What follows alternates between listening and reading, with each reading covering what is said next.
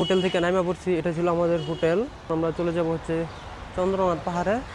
আর চন্দ্রনাথ পাহাড়ে যাওয়ার জন্য এখন আমরা অপেক্ষা করতেছি ওটার জন্য। এটি কেমনে ভাড়া? কয়টা ভাড়া?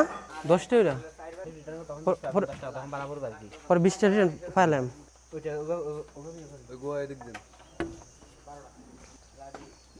না লাডি, এই চন্দ্রনাথ পাহাড়ে ওঠার কাম শুরু হয়ে গেছে। এখন আমরা উঠতেছি, দেখি চন্দ্রনাথ পাহাড়ের চূড়ায় কি আছে। এখন যদিও আমরা লেট করে ফেলছি, এখন প্রায় 6:30টার মতো বাজে। তো আমাদের ইচ্ছা আছেন 5টা 5:30টার দিকে আসার লাগা, কিন্তু ঘুমের কারণে আসবার পারি নাই। তবে এখন আমরা উপরে উঠতেছি। চন্দ্রনাথ পাহাড়ে উঠতেই প্রথমে এখানে একটা মন্দির পড়ে। এটা হচ্ছে আর একটা মন্দির, শ্রী শ্রী প্রমোদেশ্বর মন্দির। এটা হচ্ছে ছোটো একটা মন্দির। আর আমরা এই পাশ দিয়ে উঠে পড়বো। চলার পথে ছোটো একটা ঝর্ণা দেখতে পেলাম। এখানে চন্দ্রনাথ পাহাড়ে ওঠার যে অভিজ্ঞতাটা, এটা আসলে সারাদিন বাড়িতে মাটি কাটার থেকেও কষ্ট। ওই হচ্ছে মন্দির, মেঘের কাছাকাছি। আর আমরা এইভাবে সিঁড়িতে উঠতেই আছি। আর আমরা এখানেও ছোটো একটা জিনিস ভুল করছি। ওই পাশ দিয়ে যদি মাটির সিঁড়িতে ওঠা যাইতো, তাহলে এক পাহাড় দিয়ে ডাইরেক্টলি ওঠা যায়। আর আমরা উঠতেছি এই সিঁড়ি দিয়া ওঠার কারণে 2টা পাহাড় ভেদ করে যাইতে হইব। এখন আমরা প্রথম পাহাড়ি আছি, এই পাহাড় থেকে এক পাহাড়ে চড়ে উঠতে হইব, ওই পাহাড় থেকে পরে আরেক পাহাড় যাইতে হইব।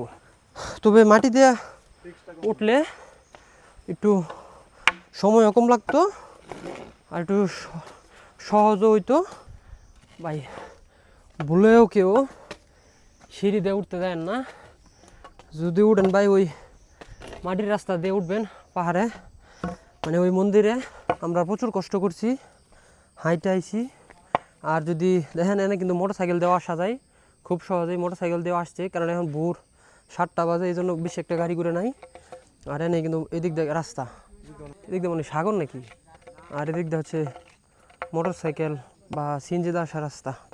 এদিকে আমাদের সাথে 2জন ভাই ছিল, এদিকে 2জন ভাই দুইদিকে জঙ্গলের কাজ করতে ঢুকে পড়ছে। পাহাড়ে বিভিন্ন তারা ফলান্তি কাটে।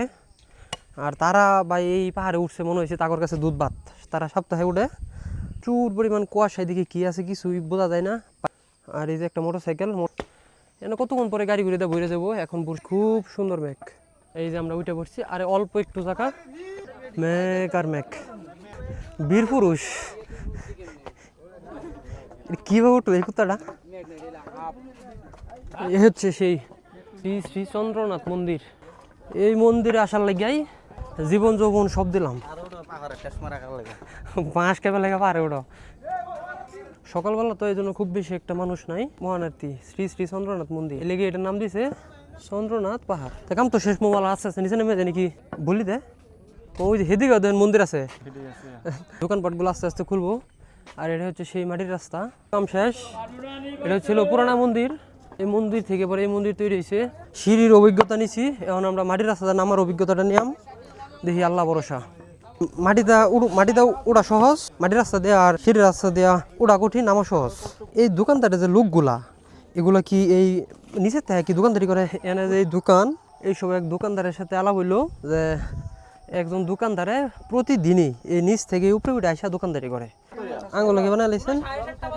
পাহাড়ের ভিউটা সেই লেভেলের, পাহাড়ের ভিউ অস্থির, পাহাড় আর পাহাড়।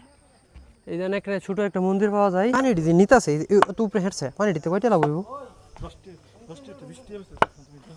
8:30টার পর থেকে দোকান পেয়ে যাবেন অ্যাভেলেবেল ঠিকই, কিন্তু দোকানে জিনিসপত্রের দামগুলো প্রায় সেন্ট মার্টিনের মতো দ্বিগুণ থাকে।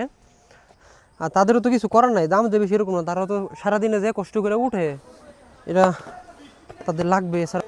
ওই যে এই পাশ দিয়া এক মহিলা উঠতেছে, মনটা কয় না যে উনি উঠতে পারবো। অনেক মহিলারাই অর্ধেক উইডা হাঁপায়া নাইমা পড়ে। এনে মোড়া মানুষ মনে করেন যে হ্যাঁ স্ট্রোক করুক লাগবো।